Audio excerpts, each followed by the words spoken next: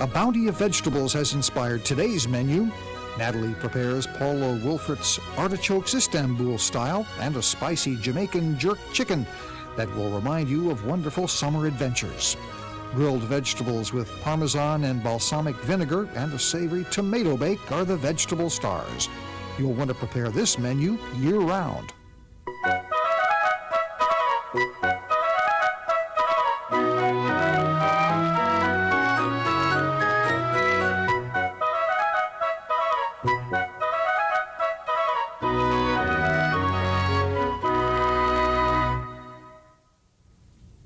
Hello, I'm Nathalie Dupree, and I have a wonderful menu for today, most of which can be done ahead. So first of all, let's talk about our beautiful tomatoes, because a hollowed out tomato is as beautiful an individual portion as you can make. And the thing I like about these stuffed tomatoes is that you can make them ahead and reheat them. The first thing that you want to do is to heat some olive oil in a large skillet. I forgot to turn on the oven, and saute some chopped onion and garlic until it's soft. And that'll be, it takes 5 to 8 minutes, 8 to 10 minutes to do that. And so then you fix your tomato. So the first thing I'll do is put this in, and I should have heated up that fat first, and life is not perfect. Let me just see if I got that lit. I wasn't paying attention to what I was doing. I was talking to you. So here we go. Get it on.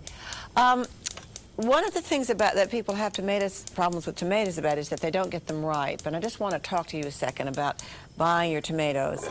When you buy tomatoes, if you have to buy them in the grocery store, which most of us do, I do, then get a good grocery store and get one where they never refrigerate the tomato from the time that it's shipped until the time that you get it. And then when you buy your tomatoes, try to buy them for the week in several different stages of ripeness. If they've never been refrigerated, they're alive and they will continue to ripen. So therefore you'll have a ripe tomato every day, or 2 ripe tomatoes every day, depending on your family and how you bought them. And that's the real secret. Now we all talk about how pretty they look ripening on the windowsill, but in fact they ripen best in a paper bag. So now let me go ahead now and show you how to make this stuffed tomato. This is the flower end of the tomato, and I prefer to cut this off for its lid because the tomato sits flat. But you might prefer not to serve that, in which case you might want to not have a hat on it and just take this off altogether. I wouldn't want that on top because it's not very attractive. That's the other thing. Okay, then take it and just scoop out the pulp and the seeds, and then chop them roughly. And technically you should put that through a strainer so that your seeds are removed, but I'm not going to do that just this second, and just chop it roughly with a knife, or I'm just breaking it up. Now take all of your tomatoes and arrange them in a buttered casserole so they don't touch. And that's really just to see if they all fit and how they're going to look and where they're going to make it. You may have to cut a small slice off of the bottom to help it stand up more. I've got a catty-wampered one so that you could see what I did, and just put that in there. Now, into your cooked onions and garlic, here's simmering away. Go ahead and add your chopped tomato pulp and some breadcrumbs, chicken stock, red wine vinegar, some freshly chopped basil, and some salt. That wasn't basil, that was thyme, and salt and pepper. It is hard to know. Basil has a wonderful affinity with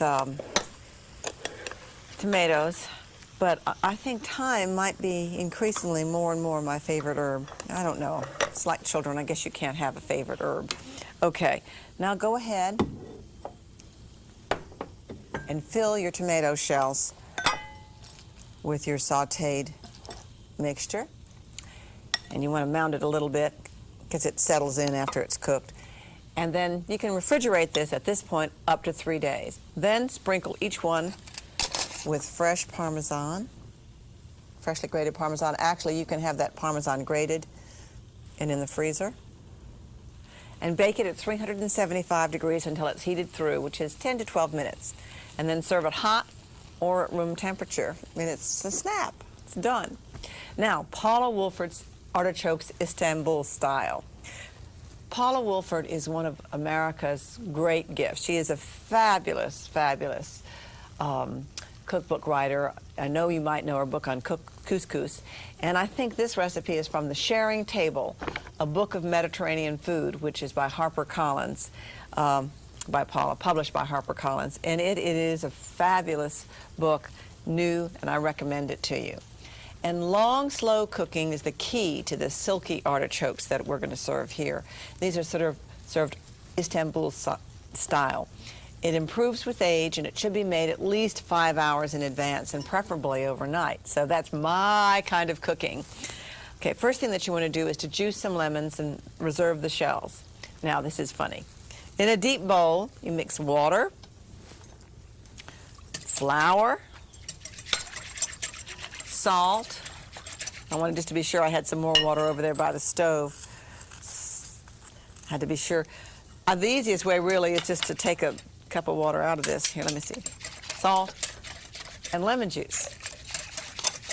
Now, trim your artichokes. And I've got all sorts of artichokes to show you here. This is the premier artichoke that's on the beautiful flower of artichokes. This is the center one. And then each subsequent layer of artichokes gets smaller. And here are the babies that come up at the bottom. Of course, they all start small too, but this is the baby one. And each size has its advantages. I love artichokes almost as much as I love fresh, ripe tomatoes. Now, to trim your artichokes, you can take a scissors and cut around, cut these little edges. Excuse me. Turn that off, and I think I'll trim around these little edges here. And of course you can do it layer by layer very neatly and make them different. Or some people take and use a knife and go like that. And others, still others, go like this to make another side. So trim them. Rub them with a lemon shell, and you want to get this trimmed off, although I will cook that many times and eat that. Peel it and eat it.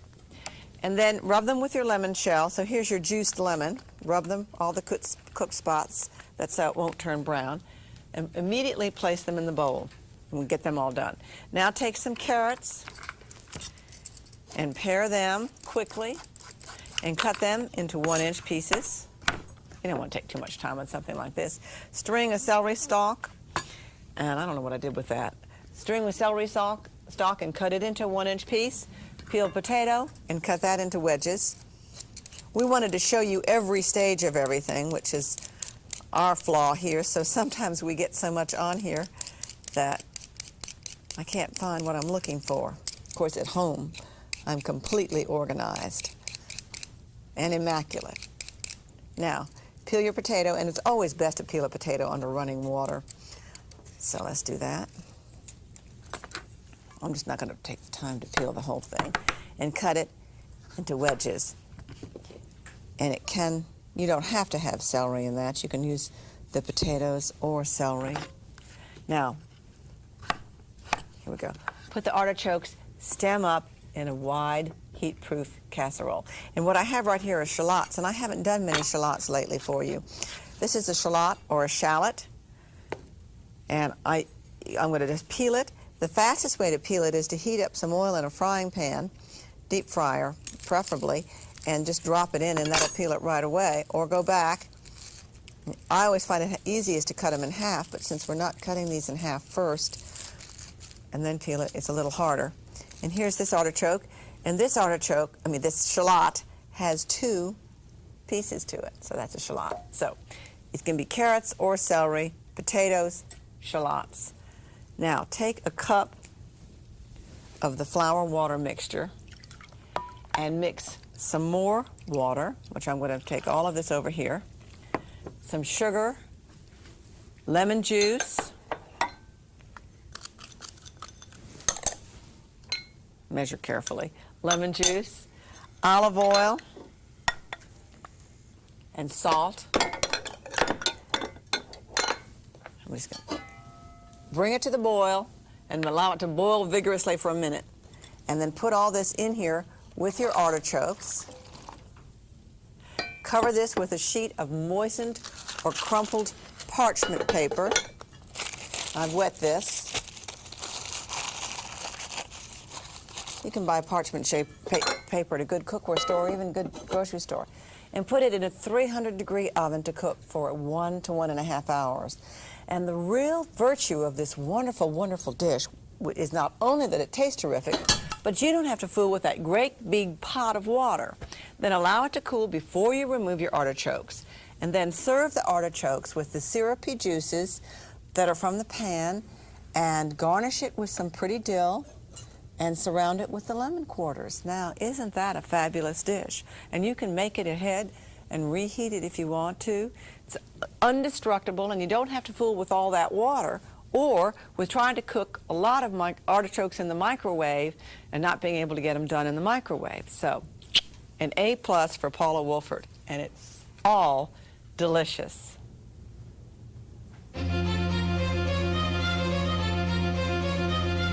Nathalie will be right back after this information. Home cooks know there's no more versatile kitchen staple than fresh-grown tomatoes. When we go to the store, we look for firm, ripe, tasty tomatoes at reasonable prices. We want to find them year-round, and we expect that there will always be plenty to choose from. That's a lot to ask of the farmers who grow this fruit for America's home and restaurants. While nothing can compare to the taste of a sun-ripened tomato, fresh off the vine, growers and breeders are working together to improve the tomatoes that find their way to our supermarket shelves. The tomatoes we buy today bear little resemblance to those available to our parents. They're more flavorful, closer to the rich, tangy flavor of homegrown, but they've also been bred to withstand the rigors of a delivery system that takes them to grocery stores across the country. Breeding tomatoes has traditionally been a time-consuming process. The breeder carefully hand-pollinates the blossoms of selected varieties, hoping to develop offspring that combine the most desirable characteristics from the parent plants. Nature and man have been improving plants through selective breeding for millions of years. Biotechnology is now helping by providing one more tool to get us where we want to go faster. Beneficial traits, or genes, are taken from naturally occurring organisms and incorporated into a recipient plant. Research is being done right now to produce tomatoes with improved flavor, texture, color, and size, which will also have a longer shelf life and disease resistance.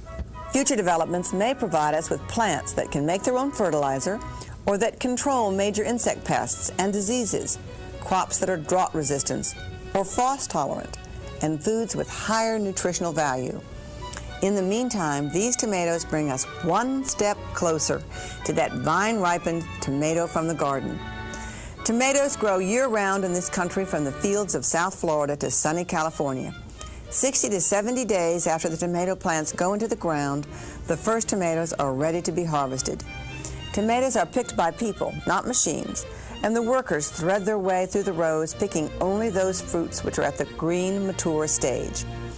A green mature tomato is totally green on the outside, but inside has been fully developed by nature. When you cut it open, you find fully developed gels and seeds, and it really looks much like you would like a red tomato to look. It's just green.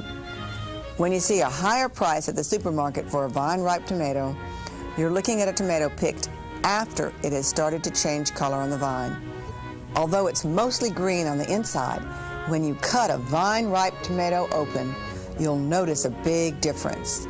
The tomato is pink on the inside, and the gels are even more luscious and juicy. That little distinction makes the difference in the price that you pay. When tomatoes become fully red and ripe in the field, they look like the ones you would pick in your backyard. This tomato is softer, and in fact is so soft that growers find they simply can't transport them to the supermarket.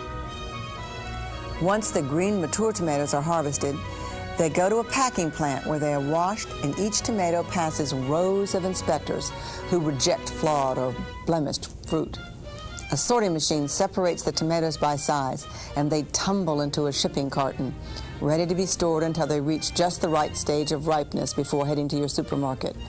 They should not be refrigerated at any stage of this process.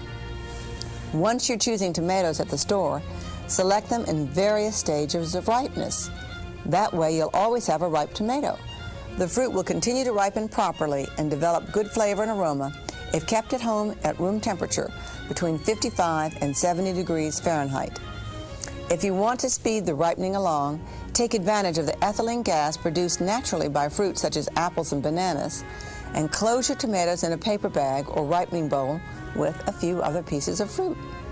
Never refrigerate tomatoes because you'll just end up with mushy fruit that loses that wonderful fresh tomato taste. Store your tomatoes on the counter, stem side up, so you won't bruise those tender, bumpy shoulders. And make sure your supermarket keeps their tomatoes out of refrigeration, as they will never ripen properly if they're refrigerated. If the tomatoes in your store feel cold, don't buy them, and explain why to your grocer. The tomato is one of the world's favorite vegetables. A medium-sized tomato contains only 35 calories, yet provides 40% of the recommended daily allowance of vitamin C and 20% of vitamin A. Nature's own fast food, a perfect package of nutrition and flavor.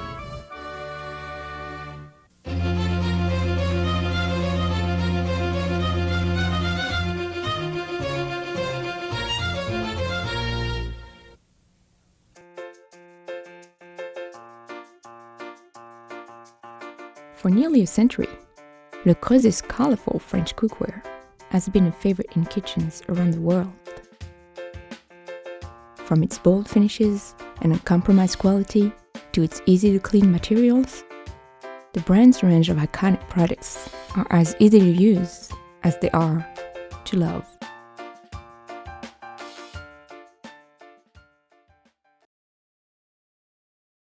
As you may know, I got married in Jamaica. Now, my friend Helen Walensky says that this originated in Boston Beach, Jamaica. And I hope that's true, because I'm passing it on to you. But it's a wonderful Jamaican jerked chicken. And it combines, of course, all of the ingredients that are so wonderful in Jamaica.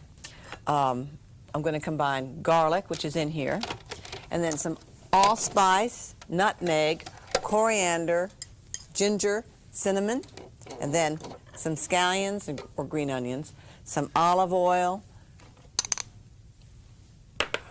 and some lime juice in a food processor. Then I also added some chili pepper. I threw that in there too. The type and the amount that you use of peppers depends on you. A traditional jerk chicken calls for hot Scotch bonnet pepper, which is fiery hot, and it's just a little too much in this dish for my palate for a regular everyday meal. The serrano and the jalapeno peppers are much milder, and either one will really jazz you up, so tingle your tongue, as we say. So do whichever one you want. And you puree this mixture until it forms a smooth paste. And that needs to get a little more pureed. Sometimes a smaller food processor will do better than a larger one for this. Let me go ahead and get this done here. Now, let me just show you the spices in their original form. This is mace, which is covering an outer shell, which goes over the nutmeg. And inside of that outer shell, which I cracked very zealously, is this shell gets discarded. The mace is used as mace, and usually see it ground. And then here is the allspice. So that's what you would, is the nutmeg, which you would grind. And here is the Jamaican allspice, which is also called, which they call the pimento seed, which is, I don't understand why they're doing that. But when you smell it, you can tell it smells like all the spices. It's wonderful. Now you take this and you rub this mixture all over your chicken, and get one chicken, cut it up into 8 pieces, and take and put some of this under the skin, ta-da, as well. Refrigerate it covered 8 hours or overnight. So you got that done, and you got your tomatoes done, and you got your artichokes done. Now, the traditional method is grilling, but you can use the oven as well for ease. If you're going to do that, put it on a broiler, or else put it on a broiler pan and bake it at 400 degrees for 35 minutes, then reduce the heat, or excuse me, increase the heat to broil, sprinkle it with lime juice and broil it until it's crisp, 4 to 5 minutes. And you can even do that pre-cooking, cook it all the way, and then re-crisp it for 4 to 5 minutes. Or you can broil it all the way. But here is a very nice home grill that I have gotten to liking for when I don't have the grill heated up and for when I don't want to heat up the oven. So let's just put this in. And I would put it all skin side down. Cook it, turn it, and it'll be nice and ready. And of course, if you're ever in doubt about chicken being cooked, cook it to 180. And don't pre-cook something. Don't partially cook something. You can pre-cook it, but don't partially cook it and then try to get it cooked all the way on the grill. I think that's can get dangerous sometimes. So always check to be sure it's 180 degrees all the way through. Now, grilled vegetables, another favorite of mine, and I seem to work them into every book that I do and every show that I do because I truly love them. And this is going to have Parmesan with them as well as balsamic vinegar. And I prefer these vegetables cooked on the grill as well, but you can cook them under the broiler if you don't want to heat up the grill. So here are all the vegetables for this dish. First thing that you want to do is to peel some onions. I'm going to cut this in half. Put the cut side away from me so you don't cry. And then cut it into 3-inch wedges, leaving the root intact. You know, it's so funny. In a Chinese kitchen, the Chinese like to hear the music of the kitchen. You like to hear the wok and those metal stirrers in the wok. But in a traditional kitchen, you really don't like to hear noise. Our chef would look at us when we made noise in the kitchen, with a grumpy face. Okay, now slice a large eggplant lengthwise into 4 slices, or use some of the Japanese eggplant. Here we go. And if you have time, you can sprinkle this with salt, put it in a colander, let it drain, and then rinse it and dry it. That's called dégorgéing, and it pulls the bitter juices out. You can do the same thing with the zucchini. Then cut the zucchini lengthwise into 1/2 by 6-inch sticks. It's about, should have a ruler here. Always cook with a ruler. Or take one piece and cut everything the same size so that you've got everything the same size. Have a large tomato.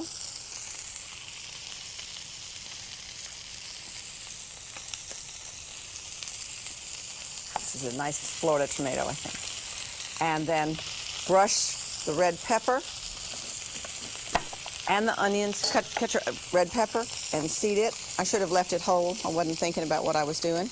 Anyway, you'll put it on the grill too. Okay, here we go. Brush your pepper and your onions with oil and put them cut side down on the grill, or you can put your whole pepper right on the grill like that. Then cook these peppers until they're charred and black and until the onions are nice and charred. These are a little overcharred. Life not being perfect. Ouch, a little hot. Even I need to turn that. And you can see that this is getting a little cold around the edges there, so I'd have to move it around. These are not done.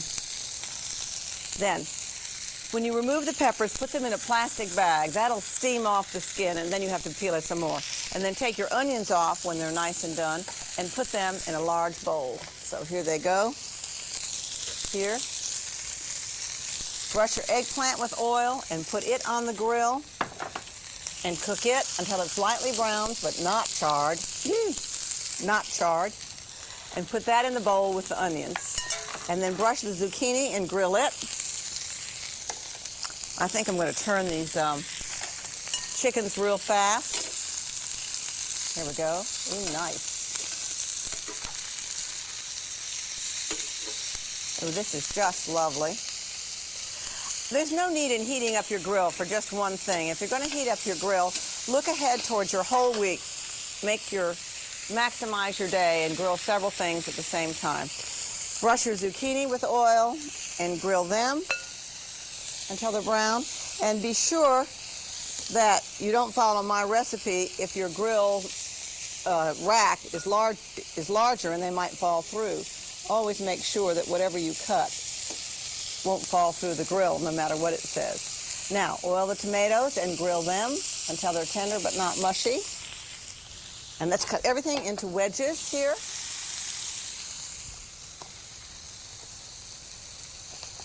There we go. There's that and that. Got my eggplant here. Cut that. Peel and seed the peppers and add them. And then cut everything into 1-inch strips. What you're trying to do is to get everything to be about the same size. I've turned everything off, I think, here. I'm afraid of a little smoke here. And then into the bowl, add the chopped garlic, some chopped herbs like basil and rosemary or thyme. I'll add it all. Some balsamic vinegar, which is lovely, lovely, well-aged vinegar from Modena. And my favorite hard cheese, Parmigiano Reggiano, a nice Parmesan. And I'll just peel these peppers. Let me show you this whole dish so you can see how beautiful it is. Because you can serve it at room temperature or up to 5 days. And over here I have a beautiful tart, a grape and apricot tart, which is made with a layer of marzipan on the bottom. It's really fabulous. A bounty of vegetables has inspired today's menu. Nathalie prepared Paula Wolfert's Artichokes Istanbul style and a spicy Jamaican jerk chicken that will remind you of wonderful summer adventures. Grilled vegetables with Parmesan and balsamic vinegar and a savory tomato bake were the vegetable stars. A gorgeous grape and apricot tart provided the perfect finishing touch.